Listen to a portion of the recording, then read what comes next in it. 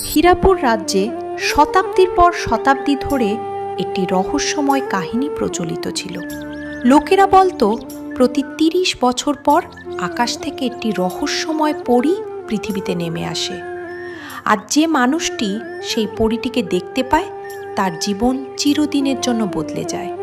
কেন তাদের জীবন বদলে যেত তা আজ পর্যন্ত কেউ জানে না, কিন্তু সত্যটা কি ছিল যা কেউ জানতে পারেনি। ধীরে ধীরে সময় কেটে যেতে লাগলো, আর দেখতে দেখতে সেই রহস্যময় পরীটির পৃথিবীতে আগমনের সময় এসে গেল। হে আল্লাহ, আমি এমন কি পাপ করেছি যে আজ পর্যন্ত আমার কোল খালি রয়ে গেছে? গ্রামের মহিলারা প্রতিদিন আমাকে অপমান করে, কেউ আমাকে বন্ধা বলে, কেউ আবার অশুভ বলে ডাকে। আমি মা হওয়ার জন্য কত কিছু করেছি, তবু আমার কোল ভরল না। আমার ভাগ্যে কি কখনো মা হওয়া লেখা নেই? ঠিক তখনই হঠাৎ আকাশে এক তীব্র আলোর ঝলক দেখা দিল। কয়েক মুহূর্ত পর একটি সুন্দরী পরী উপস্থিত হয়। এ কেমন মেয়ে? এটা কি মেয়ে নাকি পরী? আমি তো জীবনে এমন মানুষ কখনো দেখিনি যার ডানা আছে। এর আলো যেন কোনো জাদুর মতো লাগছে। পরীটি ধীরে ধীরে নীলার কাছে এসে একটি জলজলে ফুল নীলার কোলে দিল।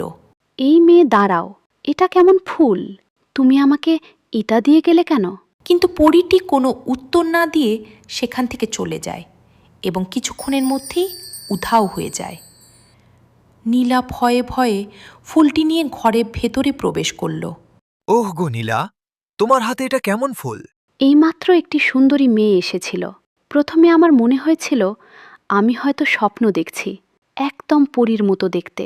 কিন্তু সে সত্যিই এই ফুলটি আমার কোলে রেখে কোনো কথা না বলেই চলে গেল। দেখুন না, ফুলটি কত আলাদা। এর ভেতর থেকে অদ্ভুত এক আলো বের হচ্ছে। আরিফ ফুলটিকে স্পর্শ করতেই সেটি হঠাৎ তীব্র আলো ছড়াতে শুরু করল। কয়েক মুহূর্তের মধ্যেই সেইটি ফুলটি একটি শিশু কন্যায় পরিণত হয়ে নীলার কোলে এসে পড়ল। হে আল্লাহ, এই শিশুটি তো ফুলের ভেতর থেকে বেরিয়ে এসেছে। এ কেমন অলৌকিক ঘটনা! এত বছর পর কি সত্যিই তুমি আমার কথা শুনেছ? অবশেষে কি আমার কোল ভরালে? এই শিশুটি কোনো সাধারণ শিশু বলে মনে হচ্ছে না। আমারও তাই মনে হচ্ছে। নিশ্চয়ই সে কোনো জাদুকরী কন্যা। আমাদের তাকে মহারাজার কাছে নিয়ে যাওয়া উচিত। না, এত বছর পর আল্লাহ আমাদের সন্তান দিয়েছেন। আমি তাকে কোথাও নিয়ে যেতে চাই না। এখন থেকে এই আমাদের মেয়ে হয়ে থাকবে। হ্যাঁ গো, তুমি ঠিকই বলেছ। আমি আমার মেয়েকে কখনো নিজের থেকে দূরে যেতে দেব না। এখন আর কেউ আমাকে বন্ধা বলে অপমান করতে পারবে না।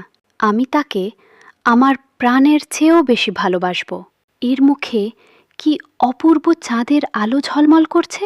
এর নাম হবে আলো। হ্যাঁ, খুব সুন্দর নাম, আলো। সেদিনের পর থেকে নীলা আর আরিফ আলোকে নিজেদের প্রাণের চেয়েও বেশি ভালোবাসতে লাগলো। কিন্তু তারা জানতো না যে এই শুটির গোপন রহস্য কী ছিল। দেখতে দেখতে কয়েক বছর কেটে গেল। একদিন আলো বাড়ি থেকে বের হয়ে কুয়ার দিকে যাচ্ছিল। তার লম্বা চুল বাতাসে উড়ছিল। মুখ দেখে মনে হচ্ছে তার মুখে উজ্জ্বল আলো ঝলমল করছিল। তাকে দেখে কুয়া থেকে পানি তুলতে থাকা দুই মহিলা নিজেদের মধ্যে কথা বলতে শুরু করলো। ওই দেখো, আলো দিন দিন কত সুন্দর হয়ে উঠছে। এমন মেয়ে আমি আজ পর্যন্ত কখনো দেখিনি। শুধু সুন্দরী নয়, আমার কাছে মেয়েটাকে খুব রহস্যময় মনে হয়। আমি শুনেছি রাতে তার শরীর থেকে হালকা আলো বের হয়। তুমি কি সত্যি বলছো? হ্যাঁ, আর জানো, সে যেখানেই যায় সেখানেই ফুল ফুটে ওঠে। আমার মনে হয় তার জন্মের পেছনে কোনো বড় রহস্য লুকিয়ে আছে। কিন্তু তার মা বাবা তো খুব গরিব। তবুও আলোকে কোনো রাজকন্যার চেয়ে কম লাগে না। এমনও তো হতে পারে সে আসলে মানুষের জগতেরই নয়। দুই মহিলা ধীরে ধীরে কথা বলছিল, কিন্তু তারা জানতো না একটু দূরে দাঁড়িয়ে থাকা রাজপ্রাসাদের এক দাসী তাদের সব কথা শুনে ফেলেছে। দাসীর মুখে বিস্ময় স্পষ্ট ফুটে উঠেছিল। যদি এই কথা মহারানীর কানে যায়, তাহলে প্রাসাদে নিশ্চয়ই বড় কোনো ঝড় উঠবে। কথা বলেই দাসী দ্রুত রাজপ্রাসাদের দিকে দৌড়ে গেল। মহারানী, খুব বড় একটা খবর আছে। আপনি যদি এই কথা শোনেন তাহলে আপনিও অবাক হয়ে যাবেন। তাড়াতাড়ি বলো দাসী, এতক্ষণ ধরে আমার উৎকণ্ঠা বাড়িয়ে দিচ্ছ। এমন কি কথা যা তোমাকে এতটা বিচলিত করেছে? মহারানী, আমাদের গ্রামে এমন এক মেয়ে আছে যার সৌন্দর্য দেখে মানুষ চোখ ফেরাতে পারে না। লোকেরা তার তুলনা চাঁদের আলোর সঙ্গে করে। পুরো গ্রাম শুধু তার কথাই বলছে। কি বললে তুমি? এই রাজ্যে আমার চেয়েও সুন্দর কোনো মেয়ে থাকতে পারে? আমি তো এই পুরো রাজ্যের মহারানী। এক সময় ছিল দূর দূরান্তের রাজ্য থেকে মানুষ শুধু আমার সৌন্দর্য দেখার জন্য আসত, কিন্তু এখন মানুষ আমার নয়, ওই মেয়েটির কথা বলছে। না, আমি এটা কখনোই সহ্য করব না। তাকে অবিলম্বে আমার সামনে নিয়ে এসো। আমি নিজের চোখে দেখতে চাই সে আসলে কে। মহারানীর আদেশ পেয়ে দাসী সঙ্গে সঙ্গে রাজপ্রাসাদ থেকে বেরিয়ে গেল। কিছুক্ষণ পর সে আরিফের ঘরের সামনে পৌঁছে গেল। আরে, তুমি তো রাজপ্রাসাদে কাজ করো, তাই না? এত রাতে এখানে কি কারণে এলে? আমি মহারানীর আদেশ নিয়ে এসেছি। মহারানী, তোমাদের মেয়ে আলোকে রাজপ্রাসাদে ডেকেছেন। না, আমার মেয়ে কোথাও যাবে না। আমি তাকে আমার চোখের আড়াল হতে দেব না। কে জানে রাজপ্রাসাদে তাকে কেন ডাকা হয়েছে। হ্যাঁ, আমরা আমাদের মেয়েকে রাজপ্রাসাদে পাঠাবো না। তুমি ফিরে যাও এবং মহারানীকে বলো আমাদের মেয়ে অসুস্থ। ভালো করে ভেবে দেখো, মহারানীর আদেশ অমান্য করা সহজ নয়। তিনি যদি রেগে যান তাহলে তোমাদের সবার প্রাণ বিপদে পড়তে পারে। এই কথা শুনতেই কুঁড়ে ঘরে নীরবতা নেমে এলো। মা, বাবা, আমাকে যেতে দিন। তিনি এই রাজ্যের মহারানী। আমরা যদি তার আদেশ না মানি তাহলে সমস্যা আরও বাড়বে। আপনারা চিন্তা করবেন না, আমি খুব শীঘ্রই ফিরে আসব। কিন্তু মা, কেন জানি আমার খুব ভয় লাগছে। যদি রাজপ্রাসাদে তোমার সঙ্গে কোনো খারাপ কিছু ঘটে। আপনারা অকারণেই চিন্তা করছেন মা বাবা।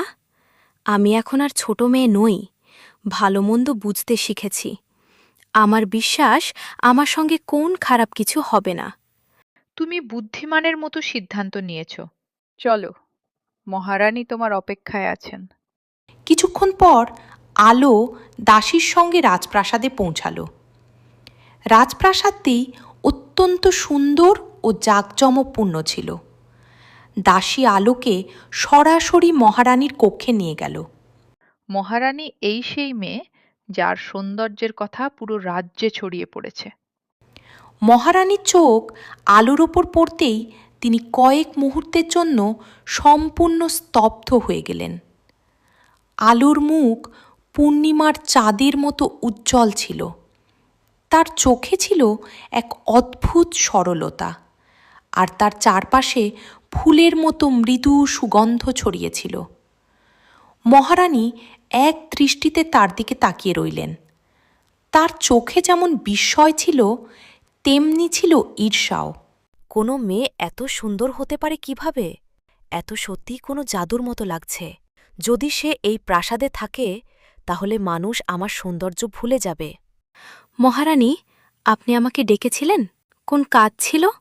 না আলো, আমি শুধু তোমার সৌন্দর্যের কথা শুনেছিলাম, কিন্তু তোমাকে দেখে বুঝতে পারছি কেন সবাই তোমার এত প্রশংসা করে। তুমি সত্যিই খুব সুন্দর। আমি চাই তুমি কিছুদিন আমার রাজপ্রাসাদে থাকো। আমি তোমাকে দাসী হিসেবে নয়, বরং নিজের বোনের মতো রাখব। তুমি কি আমার সঙ্গে থাকবে? কিন্তু মহারানী, আমি যদি এখানে থেকে যাই তাহলে আমার মা বাবা খুব চিন্তিত হয়ে পড়বেন। চিন্তা করো না, আমি তোমাকে চিরদিনের জন্য আটকে রাখব না। শুধু 2 রাত আমার সঙ্গে থেকে যাও। তোমার উপস্থিতিতে আমার ভালো লাগবে। ঠিক আছে মহারানী, যদি এটাই আপনার ইচ্ছা হয় তাহলে আমি থেকে যাচ্ছি। দাসী, আলোকে প্রাসাদের সবচেয়ে সুন্দর কক্ষে থাকার ব্যবস্থা করো, আর খেয়াল রেখো তার কোনো কিছুর অভাব যেন না হয়। যেমন আপনার আদেশ, মহারানী। দাসী আলোকে নিয়ে সেখান থেকে চলে গেল। কিন্তু ঠিক সেই মুহূর্তে মহারানীর চোখে এক ভয়ঙ্কর ঝিলিক দেখা দিল। ধীরে ধীরে রাত গভীর হতে লাগল। পুরো রাজপ্রাসাদ ঘুমে আচ্ছন্ন হয়ে পড়ল। চারদিকে নীরবতা বিরাজ করছিল। হঠাৎ মহারানীর ঘুম ভেঙে গেল। তিনি ধীরে ধীরে বিছানা থেকে উঠে কক্ষের বাইরে বেরিয়ে এলেন। এখন সত্য জানার সময় এসেছে। আমাকে জানতে হবে এই মেয়ের সৌন্দর্যের রহস্য কি, আর কেউ যেন জানতে না পারে। এই বন্ধ দরজার আড়ালে আমি কি করি? মহারানী প্রাসাদের এক পুরনো অংশে পৌঁছালেন। সেই অংশটি বহু বছর ধরে বন্ধ পড়েছিল। তিনি চুপি চুপি একটি কক্ষে প্রবেশ করলেন। চারদিকে ঘন অন্ধকার। কক্ষের মাঝখানে একটি আয়না রাখা ছিল। মহারানী আয়নার সামনে দাঁড়াতেই আয়নার ভেতর একটি ছায়া মূর্তি দেখা দিল। বল রানী, আজ তোমাকে আমার কাছে কেন আসতে হলো? আমার প্রাসাদে একটি মেয়ে এসেছে আলো। তার সৌন্দর্য দেখে আমার মন অস্থির হয়ে উঠেছে। সে থাকলে আর কেউ আমার সৌন্দর্যের প্রশংসা করবে না। পুরো রাজ্য এখন শুধু তার কথাই বলছে। যেদিন থেকে তাকে দেখেছি সেদিন থেকেই আমি পাগলের মতো হয়ে গেছি। যে কোনো মূল্যে আমাকে তার সৌন্দর্য নষ্ট করতে হবে। তুমি তাকে কখনো হারাতে পারবে না রানী, কারণ সে কোনো মানুষের মেয়ে নয়।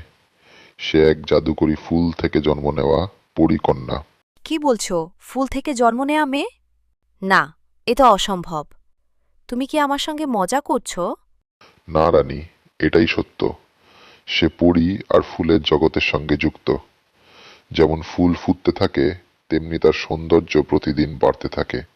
পৃথিবীর কোনো শক্তি তার এই আভা কমিয়ে দিতে পারবে না। না, তার সৌন্দর্য শুধু আমার হওয়া উচিত। যেভাবেই হোক আমাকে তাকে কুৎসিত বানাতে হবে। তার সৌন্দর্য তুমি কখনো পাবে না, কারণ সেটা সাধারণ সৌন্দর্য নয়, এক জাদুকরী সৌন্দর্য। যদি তার সৌন্দর্য আমি নাই পাই, তাহলে আমি তাকে এই পৃথিবী থেকেই সরিয়ে দেব। সে যদি বেঁচেই না থাকে, তাহলে আর কেউ তার প্রশংসাও করবে না। আমাকে বলো, আমি কিভাবে তাকে হত্যা করতে পারি? তার মৃত্যুর রহস্য শুধু সে নিজেই বলতে পারবে। কিন্তু কেউ নিজের মৃত্যুর রহস্য নিজেই কেন বলবে? কারণ আত্মা একটি ফুলের মতো। আরেকটি ফুল কখন ঝরে যাবে তা শুধু সেই ফুলই জানে। তার মৃত্যুর রহস্য তার নিজের ভেতরেই লুকিয়ে আছে। কিন্তু আমি তাকে এটা কিভাবে জিজ্ঞেস করব? সে কি আমাকে সত্যি কথা বলবে? রাতের গভীর প্রহরে, যখন সে গভীর ঘুমে থাকবে, তখন তাকে জিজ্ঞেস করবে।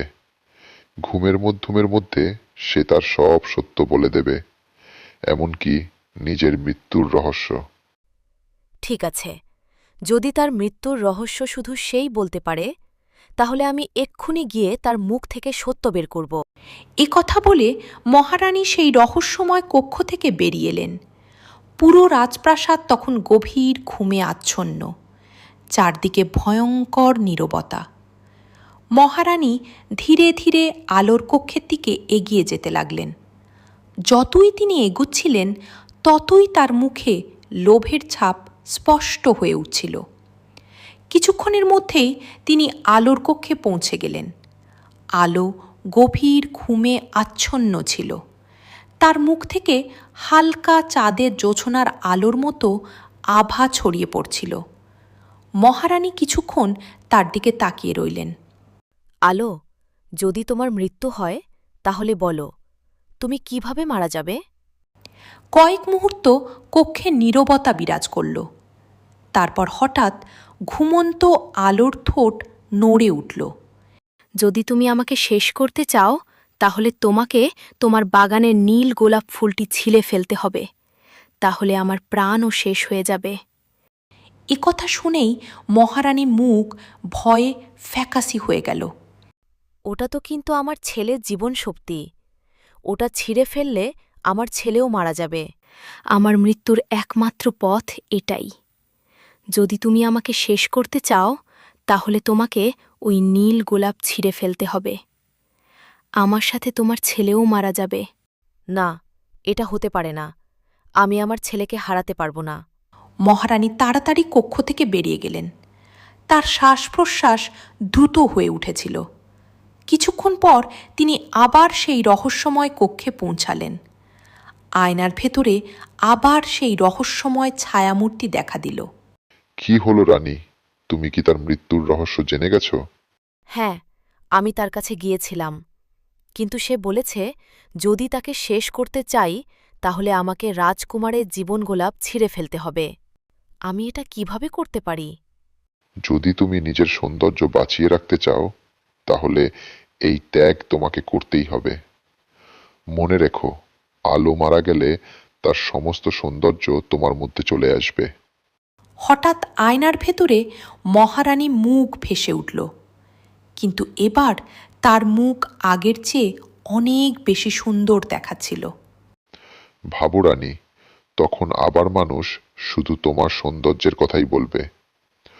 দূর দূরান্তে লাজালা আবার তোমাকে দেখতে আসবে। এই রাজ্য চিরকাল তোমার পদতলে নত হয়ে থাকবে। লোভের বশে মহারানী ধীরে ধীরে সব কিছু ভুলে যেতে লাগলেন। কিন্তু সে তো আমার ছেলে, আমি তার জীবনগোলাপ কিভাবে ছিঁড়ে ফেলতে পারি? আজ যদি তুমি এই পদক্ষেপ না নেও, তাহলে ভবিষ্যতে এই আলো এই রাজ্যের মহারানী হয়ে যাবে। রাজাও তার সৌন্দর্যের মোহে পড়ে যাবে, আর তখন তোমাকে এই প্রাসাদে দাসী হয়ে থাকতে হবে। না না না, আমি এই রাজ্যের দাসী হতে পারি না। আমি মহারানী, আর সব সময় মহারানী হয়েই থাকব। তাহলে তোমাকে এই ত্যাগ স্বীকার করতেই হবে। ঘর জুড়ে হঠাৎ নীরবতা নেমে এলো। মহারানী কিছুক্ষণ চুপচাপ দাঁড়িয়ে রইলেন। তারপর ধীরে ধীরে তার মুখে কঠোরতার ছাপ ফুটে উঠল। যদি রাজকুমারের জীবন গোলাপ ছিঁড়ে ফেলে আমি সারা জীবন সুন্দরী থাকতে পারি, আর এই রাজ্য আমারই থাকে, তাহলে আমাকে এটা করতেই হবে। এ কথা বলেই মহারানী ধীরে ধীরে বাগানের সেই জায়গাতে যায় যেখানে রাজকুমারের জীবন গোলাপ ছিল। এরপর মহারানী সেখানে কিছুক্ষণ দাঁড়িয়েছিল, তার চোখে জল এলো। আমাকে ক্ষমা করে দিও বাবা। ইস, যদি আমাকে এই কাজটা না করতে হতো, কিন্তু আমাকে আমার স্থান রক্ষা করতেই হবে। কাপা হাতে মহারানী ধীরে ধীরে জীবন গোলাপ ছিঁড়ে ফেলল। চারিদিকে নিস্তব্ধতার ছায়া নেমে গেল। মহারানী আতঙ্কিত হয়ে দ্রুত আলোর কক্ষের দিকে ছুটে গেলেন, কিন্তু সেখানে পৌঁছেই তার পায়ের নিচ থেকে যেন মাটি সরে গেল। আলো তখনও শান্তভাবে ঘুমিয়েছিল। তার শ্বাস প্রশ্বাস স্বাভাবিক ছিল, আর তার মুখের জ্যোতি আগের মতোই উজ্জ্বল। না, এ এখনো কিভাবে বেঁচে আছে? আমি তো জীবন গোলাপ ছিঁড়ে ফেলেছি, তারপরও এ মারা গেল না কেন? মহারানী দৌড়ে তার রাজকুমারের কক্ষে গেল। সেখানে রাজকুমার মার বিছানায় ঘুমিয়ে আছে, কোন নিঃশ্বাস পড়ছে না। মহারানী ভয়ে মাটিতে বসে পড়লেন। হে আল্লাহ, আমি এ কি করে ফেললাম? এখন আমি মহারাজকে কি জবাব দেব? পরদিন সকালে পুরো প্রাসাদ চিৎকার আর কান্নায় মুখরিত হয়ে উঠল। এক দাসী দৌড়ে মহারাজের কক্ষে পৌঁছে গেল। মহারাজ, মহারাজ, ভয়ঙ্কর ঘটনা ঘটেছে। রাজকুমার আর এই পৃথিবীতে নেই। না, এটা হতে পারে না। আমার ছেলে তো সম্পূর্ণ সুস্থ ছিল। গতকাল রাতে যখন সে ঘুমাতে গিয়েছিল তখন একদম ঠিক ছিল। হঠাৎ এমন কিভাবে হলো? পুরো প্রাসাদ শোকে ডুবে গেল। সৈনিক, দাসী আর মন্ত্রীরা সবাই আতঙ্কিত হয়ে পড়ল। অন্যদিকে মহারানী ভয়ে কাঁদতে লাগলেন। হে আল্লাহ, যদি কেউ সত্যি তা জেনে যায় তাহলে সব শেষ হয়ে যাবে। আমাকে তাড়াতাড়ি একটা অজুহাত বানাতে হবে। রানী, তুমি কিছু বলছো না কেন? আমাদের পুত্রের আসলে কি হয়েছিল? আমাকে ক্ষমা করবেন মহারাজ, আপনাকে বলতে ভুলে গিয়েছিলাম। রাতে হঠাৎ রাজকুমারের প্রচণ্ড জ্বর এসেছিল। তার শ্বাস প্রশ্বাসও খুব দ্রুত চলছিল। আমি অনেক বৈদ্যকে ডাকার চেষ্টা করেছিলাম, কিন্তু রাত অনেক গভীর হয়ে গিয়েছিল। আমি তাকে ওষুধও দিয়েছিলাম, কিন্তু কোনো লাভ হয়নি, আর আমার ছেলে আমাকে ছেড়ে চলে গেল। এ কথা বলে মহারানী জোরে জোরে কাঁদতে লাগলেন। মহারাজ, আমি আমার ছেলেকে ছাড়া কিভাবে বাঁচব? আমার সবকিছু শেষ হয়ে গেছে। নিজেকে সামলাও রানী, যা হওয়ার ছিল তা হয়ে গেছে। আমি আমার ছেলেকে হারিয়েছি, কিন্তু আমি তোমাকেও হারাতে চাই না। মহারাজ মহারানীর কথায় বিশ্বাস করলেন। পুরো প্রাসাদ শোকে নিমজ্জিত হয়ে গেল, কিন্তু মহারানী মনের ভেতরে তখনও ক্রোধের আগুন জ্বলছিল। না, আমি ওই আলোকে বেঁচে থাকতে দেব না। তার কারণেই আমায় আমার ছেলেকে হারাতে হয়েছে। আজ যাই হোক না কেন, আমি তার মৃত্যুর আসল রহস্য জেনে ছাড়ব। ধীরে ধীরে রাত গভীর হয়ে এলো। পুরো প্রাসাদ আবার ঘুমে আচ্ছন্ন হয়ে পড়ল। আলো তার কক্ষে গভীর ঘুমে ছিল। ঠিক তখনই মহারানী ধীরে ধীরে তার ঘরে প্রবেশ করলেন। আলো, আজ তুমি তোমার মৃত্যুর সত্য আমার কাছ থেকে লুকাতে পারবে না। বলো, তোমার মৃত্যু কিভাবে হবে? যদি তুমি আমাকে শেষ করতে চাও তাহলে ঘন জঙ্গলের পুকুরের ধারে ফুটে থাকা সাতরঙা ফুল তুলতে হবে। সেই সাতরঙা ফুলের রস মাটিতে পড়া মাত্রই আমার প্রাণ শেষ হয়ে যাবে। এ কথা শুনেই মহারানীর মুখে এক ভয়ঙ্কর হাসি ফুটে উঠল। অবশেষে এবার সে নিজের মৃত্যুর আসল রহস্য বলে দিয়েছে। এখন আর তাকে কেউ বাঁচাতে পারবে না। আজই তার শেষ দিন। মহারানী সঙ্গে সঙ্গে প্রাসাদ থেকে বেরিয়ে গেলেন। আকাশে কালো মেঘ জমেছিল, প্রবল বাতাস বইছে। কিছুক্ষণ পর মহারানী ঘন জঙ্গলের মাঝখানে সেই পুকুরের ধারে পৌঁছে গেলেন। অবশেষে আমি পুকুরের কাছে এসে পৌঁছেছি।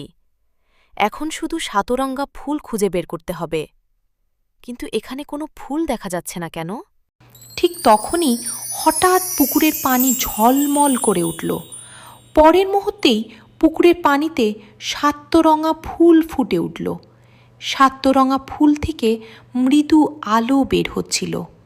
ফুলের আলোয় পুরো জঙ্গল আলোকিত হয়ে উঠল। তাহলে এই সেই জাদুকরি ফুল? তার মানে আলো সত্যিই সত্য কথা বলেছিল। মহারানী ফুলটি হাতে তুলে নিল। ঠিক সেই মুহূর্তে রাজপ্রাসাদে ঘুমিয়ে থাকা আলোর হঠাৎ ঘুম ভেঙে গেল। না না, আমি কি করে ফেললাম? আমি কেন ঘুমের মধ্যে আমার মৃত্যুর রহস্য রানীকে বলে দিলাম? নিজের অলৌকিক শক্তির মাধ্যমে আলো সব কিছু দেখতে পেল। সে বুঝতে পারল যে মহারানী ইতিমধ্যেই সেই পুকুরের ধারে পৌঁছে গেছেন। এখন আমার হাতে আর বেশি সময় নেই। আমাকে এখনই মা বাবার কাছে যেতে হবে।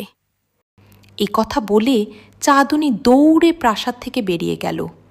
কিছুক্ষণের মধ্যেই সে নিজের বাড়িতে পৌঁছে গেল। তার শ্বাস দ্রুত জ্বলছিল। কি হয়েছে মা? তুমি এত রাতে দৌড়ে কোথা থেকে এলে? তুমি তো রাজপ্রাসাদে ছিলে। তুমি ঠিক আছো তো? আমি তোমার জন্য কত চিন্তা করছি। এত রাতে হঠাৎ কি হলো? মা বাবা, আমার শেষ সময় এসে গেছে। আমি আর বেশিক্ষণ বাঁচব না। কি বলছো মা? তুমি তো একদম সুস্থ অবস্থায় রাজপ্রাসাদে গিয়েছিলে। না মা, এমন অশুভ কথা বলো না। যদি আমার মৃত্যু হয় তাহলে আমাকে মাটির নিচে কবর দিও, আর প্রতিদিন আমার কবরের উপর বিভিন্ন রঙের ফুল রেখে যেও। না মা, আমি তোমার কিছু হতে দেব না। আল্লাহ তোমায় আমাকে এত বছর পর দিয়েছেন। আমরা কত ভালোবেসে তোমাকে বড় করেছি। তুমি আমাদের ছেড়ে চলে যেতে পারো না। মা বাবা, আপনারা তো জানেন আমি সাধারণ কোনো মেয়ে নই। আমি এক জাদুকরি ফুল থেকে জন্মেছি। আমার ভেতরে এমন শক্তি আছে যার মাধ্যমে আমি অনেক কিছু অনুভব করতে পারি। আমি ঘুমের মধ্যে আমার মৃত্যুর রহস্য মহারানীকে বলে দিয়েছি। এখন তিনি জঙ্গলের পুকুর থেকে সেই সাতরঙা ফুল ছিঁড়ে ফেলেছেন, আর ফুলের রস মাটিতে পড়া মাত্রই আমার প্রাণ চিরতরে শেষ হয়ে যাবে। ঠিক আছে মা, যদি এটাই তোমার শেষ ইচ্ছা হয় তাহলে আমরা সেটাই করব। কিন্তু একটা কথা বলো, তুমি কি আবার আমাদের কাছে ফিরে আসবে? তুমি আমাদের ছেড়ে চিরদিনের জন্য চলে যাবে না তো মা? বাবায়ের বেশি আমি কিছু বলতে পারবো না। এখন যা হওয়ার তার কেউ থামাতে পারবে না। এ কথা শুনেই নীলা ও আরিফ হাউমাউ করে কেঁদে উঠলেন। পুরো ঘর শোকে ভরে গেল। অন্যদিকে জঙ্গলের পুকুরের ধারে মহারানী দাঁড়িয়েছিলেন। তার হাতে সাতরঙা অদ্ভুত ফুল। অবশেষে আমি এই জাদুকরি ফুল সংগ্রহ করতে পেরেছি। এখন আর আলোকে কেউ বাঁচাতে পারবে না। এখন শুধু এই ফুলের রস মাটিতে ফেলতে হবে। তাহলেই চিরদিনের জন্য আলো শেষ হয়ে যাবে। ফুলগুলো থেকে ঝলমলে রঙিন রস বের হতে লাগল। পরের মুহূর্তেই মহারানী সেই সমস্ত রস মাটিতে ঢেলে দিলেন। ফুলের রস মাটিতে পড়ার সঙ্গে সঙ্গে আলোর শরীরের জ্যোতি ধীরে ধীরে ম্লান হতে শুরু করল। তার শ্বাস প্রশ্বাস দুর্বল হয়ে আসতে লাগল। আলো, মা, তোমার কি হচ্ছে? কয়েক মুহূর্ত পর আলো শেষবারের মতো তার মা বাবার দিকে তাকালো। তারপর তার চোখ চিরদিনের জন্য বন্ধ হয়ে গেল। না মা, উঠে দাঁড়াও। তুমি আমাদের ছেড়ে যেতে পারো না। নীলা, এখন আমাদের সেই কাজটাই করতে হবে যা আমাদের মেয়ে বলে গেছে।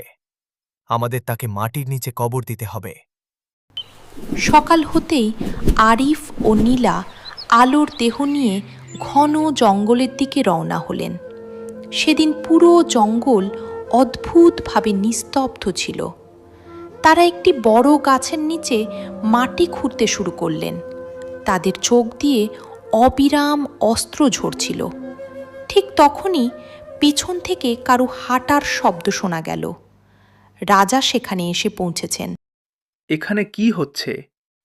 মহারাজ, আমার মেয়ে আর এই পৃথিবীতে নেই। সে আমাদের ছেড়ে চলে গেছে। আমরা তার শেষ কাজ সম্পন্ন করছি। রাজা ধীরে ধীরে আলোর কাছে এগিয়ে গেলেন, কিন্তু তার মুখের দিকে তাকাতেই কয়েক মুহূর্তের জন্য স্থির হয়ে গেলেন। মৃত্যুর পরেও আলোর মুখ চাঁদের মতো উজ্জ্বল ছিল। আমার জীবনে এত সুন্দর মুখ আমি কখনো দেখিনি। এই মেয়েটি সত্যিই কোনো সাধারণ মানুষ বলে মনে হয় না। যদি আমি তাকে জীবিত অবস্থায় পেতাম তাহলে হয়তো আমি তাকে বিয়ে করতাম, কিন্তু এখন সে আমার সামনে মৃত অবস্থায় শুয়ে আছে। হ্যাঁ মহারাজ, আমার মেয়ে খুব সুন্দর ছিল। পুরো গ্রামে তার মতো সুন্দর আর কেউ ছিল না। হয়তো এই সৌন্দর্যের কারণেই কেউ আমার মেয়েকে আমাদের কাছ থেকে কেড়ে নিয়েছে।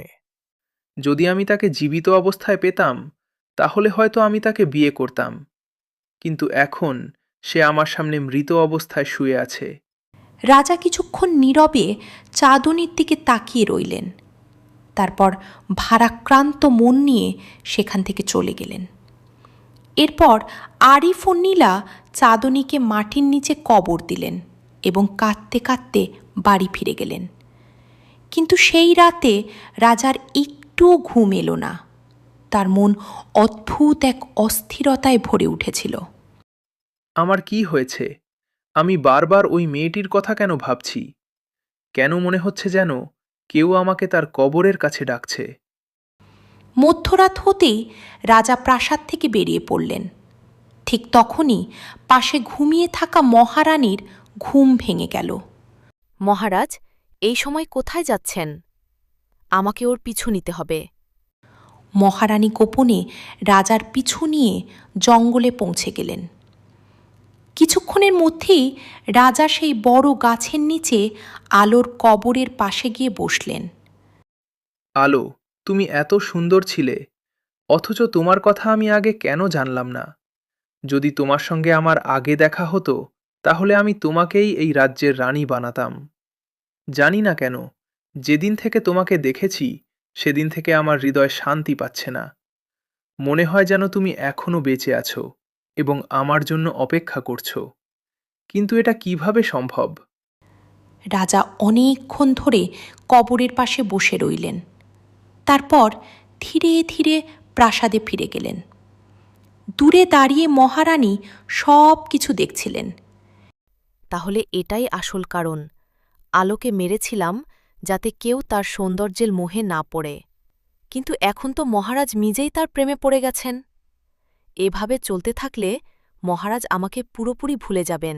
সেদিনের পর থেকে রাজা প্রতি রাতে সেই কবরের পাশে যেতে লাগলেন, আর মহারানী লুকিয়ে লুকিয়ে সব কিছু দেখতে লাগলেন। একদিন অবশেষে মহারানী সিদ্ধান্ত নিলেন। না, এবার অনেক হয়েছে। আমাকে মহারাজের সঙ্গে এই বিষয়ে কথা বলতেই হবে। সেই রাতে রাজা যখন প্রাসাদে ফিরে এলেন, মহারানী তাকে থামিয়ে দিলেন। মহারাজ, আপনি প্রতি রাতে কোথায় যান? আমি আমার ছেলের কবরের কাছে গিয়েছিলাম। মিথ্যা বলবেন না। আপনি শুধু রাজপুত্রের কবরের কাছে যান না, আপনি ওই মেয়েটির কবরের কাছেও যান। হ্যাঁ, আমি সেখানে যাই, কিন্তু আমার ছেলের কবরও তো ওখানেই কাছাকাছি, আর আমি সেই মেয়েটিকে মৃত অবস্থায় দেখেছিলাম। তার সৌন্দর্য আমার হৃদয়ের উপর এমন এক জাদু করেছে যা আমি বুঝতে পারি না। তাই আমি কিছুক্ষণ তার কবরের পাশে গিয়ে বসে থাকি। যাই হোক, এখন থেকে আপনি আর সেখানে যাবেন না। এখন রাজকাজে আমার মন বসে না। রানী, যেদিন থেকে আমার ছেলে আমাকে ছেড়ে চলে গেছে, সেদিন থেকে আমার জীবন শূন্য হয়ে গেছে। এখন জঙ্গলের নির্জনতাই আমার ভালো লাগে। যাই হোক না কেন, আপনি আর সেখানে যাবেন না। রাজা কোনো উত্তর না দিয়ে সেখান থেকে চলে গেলেন। কিন্তু পরের রাতেও তিনি আবার সেই কবরের পাশে গিয়ে বসলেন। ঠিক তখনই সেখানে সেই রহস্যময় পরী আসলো। মহারাজ, আমি অনেক দিন ধরে আপনাকে এখানে দেখছি। আপনি ঘন্টার পর ঘন্টা এই কবরের পাশে বসে থাকেন কেন? এই মেয়েটির সঙ্গে আপনার কি সম্পর্ক? আমাদের মধ্যে কোনো সম্পর্কই ছিল না, কিন্তু তার মৃত্যুর পর যখন আমি তার মুখ দেখলাম, তখন থেকে কেন জানি আমার হৃদয়ে তার দিকে টানতে শুরু করলো। আমি জানি সে আর কখনো ফিরে আসতে পারবে না, তবুও আমি তাকে ভুলতে পারছি না। কে বলেছে সে ফিরে আসতে পারবে না? সত্যিকারের প্রেমের মধ্যে এমন শক্তি থাকে যা মৃত আত্মাকেও আবার জীবিত করে তুলতে পারে। তাছাড়া আলো কোনো সাধারণ মেয়ে ছিল না, সে ছিল এক জাদুকরী, ফুল থেকে জন্ম নেওয়া কন্যা, আর সেই ফুলটি আমি তার মা বাবাকে দিয়েছিলাম। তাহলে কি সত্যি আলো একটি জাদুকরী ফুল থেকে জন্মেছিল? আর সে কি আবার জীবিত হতে পারে? হ্যাঁ মহারাজ, আলো আবার জীবিত হতে পারে। যে জাদুকরী ফুল থেকে তার জন্ম হয়েছিল, সেই ফুলের মধ্যেই এখনও তার জীবন শক্তি লুকিয়ে আছে। যদি সেই ফুলটি তার কবরের উপর রাখা হয়, তাহলে আলো আবার নতুন জীবন পেতে পারে। তাহলে আমি এখনই সেই ফুল নিয়ে আসছি। যাই হোক না কেন, আমি আলোকে আবার ফিরিয়ে আনব। এ কথা বলে রাজা দ্রুত সেখান থেকে রওনা হলেন মধ্যরাতের সময়। চারদিকে ঘন অন্ধকার। কিছুক্ষণের মধ্যেই রাজা আরিফের ঘরের সামনে পৌঁছে গেলেন। মহারাজ, আপনি এই সময় এখানে সব ঠিক আছে তো? আমাকে বলো আলো, কি সত্যি একটি ফুল থেকে জন্মেছিল? হ্যাঁ মহারাজ, কিন্তু আপনি এ কথা জানলেন কিভাবে? যে পরীটি তোমাদের সেই ফুল দিয়েছিল, সে আমাকে সব কিছু জানিয়েছে। সে বলেছে আলো আবার জীবিত হতে পারে। আপনি কি সত্যি বলছেন মহারাজ? আমার মেয়ে কি আবার ফিরে আসতে পারে? হ্যাঁ, কিন্তু তার জন্য সেই জাদুকরী ফুলটি দরকার, যেখান থেকে তার জন্ম হয়েছিল। যদি সেই ফুলটি তার কবরের উপর রাখা হয়, তাহলে তার আত্মা আবার জেগে উঠবে। আমি আজও সেই ফুলটি যত্ন করে রেখে দিয়েছি। ফুলটি কখনো শুকায়নি, তার আলো কখনো কমেনি, তাই আমি কখনো সেটি ফেলে দিতে পারিনি। আমি এখনই নিয়ে আসছি। নীলা দ্রুত ঘরের ভেতরে চলে গেল। কিছুক্ষণ পর সে একটি পুরনো কাঠের বাক্স নিয়ে ফিরে এলো। বাক্সটি খুলতেই ভেতরে রাখা ফুলটি মৃদু চাঁদের আলোর মতো জল জল করতে শুরু করল। এত বছর পরও ফুলটি একেবারে সতেজ ছিল। এটা সত্যিই কোনো সাধারণ ফুল নয়। আর দেরি নয়, চলো আমরা আলোকে আবার জীবিত করি। রাজা আরিফ এবং নীলা দ্রুত জঙ্গলের দিকে রওনা হলেন।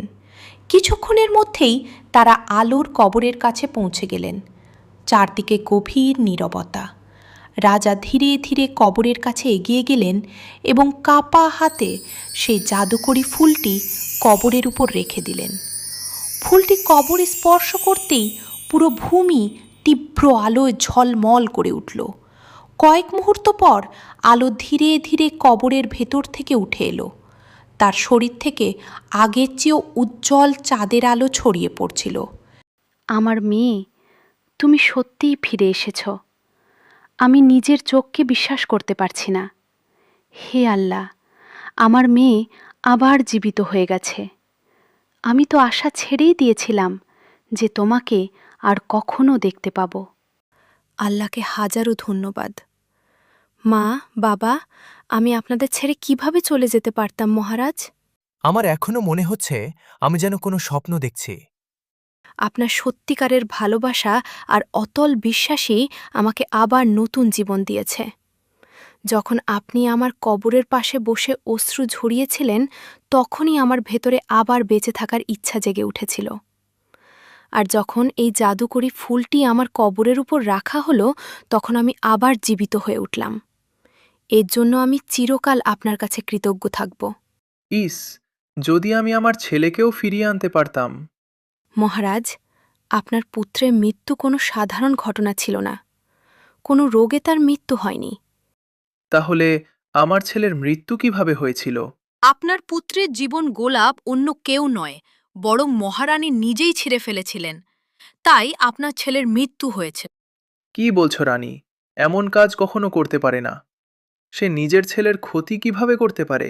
এটা অসম্ভব। আমি মিথ্যা বলি না মহারাজ। আর আপনি জানেন, আমার এমন শক্তি আছে যার মাধ্যমে আমি সব কিছু দেখতে পারি। নিজেদের সৌন্দর্য রক্ষা করার জন্য মহারানী এইসব করেছিলেন। যদি এটা সত্যি হয়, তাহলে আজই পুরো সত্য সবার সামনে প্রকাশ পাবে। চলো, এখনই রাজপ্রাসাদে যাই। কিছুক্ষণের মধ্যেই সবাই রাজপ্রাসাদে পৌঁছে গেল। মহারানী তখন নিজের কক্ষে বসেছিলেন, কিন্তু আলোকে জীবিত দেখে তার মুখের রং উড়ে গেল। তুমি কিভাবে জীবিত হতে পারো? আমি তো তোমাকে চিরদিনের জন্য শেষ করে দিয়েছিলাম। তুমি কবর থেকে ফিরে এলে কিভাবে? তাহলে এর মানে আলো সত্যিই সত্য বলছিল। তুমি কি একে হত্যা করার চেষ্টা করেছিলে? হ্যাঁ, আমি তার সৌন্দর্যের জন্য তাকে হিংসা করি। সে যেখানে যেত, মানুষ শুধু তারই কথা বলত। কেউ আমার দিকে তাকিয়েও দেখত না। তাই আমি তাকে চিরতরে শেষ করে দিতে চেয়েছিলাম। তাহলে এটাও সত্যি করে বলো, আমাদের ছেলের মৃত্যুর পেছনেও কি তোমার হাত ছিল? হ্যাঁ, রাজকুমারের জীবন গোলাপ আমিই ছিঁড়েছিলাম মহারাজ। আমি কখনো ভাবিনি কোনো মা নিজের সৌন্দর্যের জন্য নিজের সন্তানকেই উৎসর্গ করতে পারে। আমি আমার ছেলের মৃত্যুর শোকে ভেতর থেকে ভেঙে পড়েছিলাম। প্রতি রাতে তার কবরের পাশে গিয়ে কাঁদতাম। আর সেই মৃত্যুর কারণ ছিলে তুমি। সৈনিকরা মহারানীকে অবিলম্বে গ্রেফতার করো। তাকে আজীবন কারাগারের অন্ধকূপে বন্দী করে রাখো। আমাকে ক্ষমা করে দিন। আমি আমার সৌন্দর্য আর রাজ্য রক্ষা করার জন্যই এসব করেছিলাম। আমার অনেক বড় ভুল হয়ে গেছে। দয়া করে আমাকে ক্ষমা করুন। যে নারী নিজের সন্তানের উপর দয়া দেখাতে পারেনি, তার জন্য আমার হৃদয়ে আর কোনো দয়া অবশিষ্ট নেই। তাকে আমার চোখের সামনে থেকে সরিয়ে নিয়ে যাও। আলো, তুমি কি আমাকে বিয়ে করবে? আমি প্রতিশ্রুতি দিচ্ছি, আমি তোমাকে সব সময় সুখে রাখব। তোমার কোনো কিছুর অভাব হতে দেব না। মহারাজ, আমার মা বাবা যা সিদ্ধান্ত নেবেন আমি সেটাই মেনে নেব। মহারাজ, এই সম্পর্ক আমাদের মঞ্জুর। এর চেয়ে বড় আনন্দ আমাদের জন্য আর কি হতে পারে? হ্যাঁ মহারাজ, আমার মেয়েকে যেন আমরা দ্বিতীয়বার ফিরে পেয়েছি। আর তা সম্ভব হয়েছে আপনার কারণেই। আপনি যদি তাকে আবার জীবিত না করতেন, তাহলে আমরা আমাদের মেয়েকে চিরদিনের জন্য হারিয়ে ফেলতাম। আমার জন্য এর চেয়ে বড় সৌভাগ্য আর কি হতে পারে যে আমার মেয়ে এই রাজ্যের মহারানী হবে। তাহলে এটাই চূড়ান্ত হলো। খুব শীঘ্রই পুরো রাজ্যে আমাদের বিবাহ উৎসব উদযাপন করা হবে। কয়েকদিনের মধ্যেই পুরো হীরাপুর রাজ্যে মহা ধুমধামের সঙ্গে রাজা ও আলোর বিয়ে হয়।